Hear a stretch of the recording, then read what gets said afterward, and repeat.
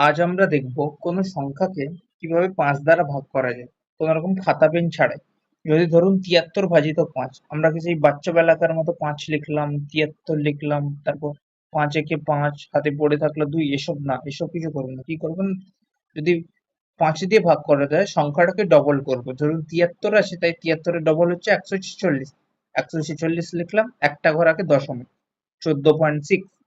যদি ধরুন ৯২ ভাজিত ৫, তাহলে করবো ৯২ ডবল করবো, ৯২ ডবল হয় ১৮৪, একটা ঘর আগে দশমিক, ১৮.৪।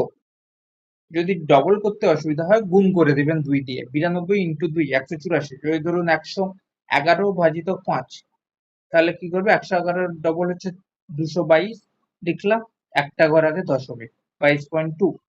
যদি ধরুন ৭৮২ ভাজিত ৫, তাহলে কি করবো, ৭৮২ দুইয়ে হয় ১৫৬৪, ১৫৬৪ লিখলাম, একটা ঘর আগে দশমিক। যদি বুঝতে পেরে থাকেন তাহলে ১৭৩ ভাজিত ৫ কমেন্টে জানাবেন।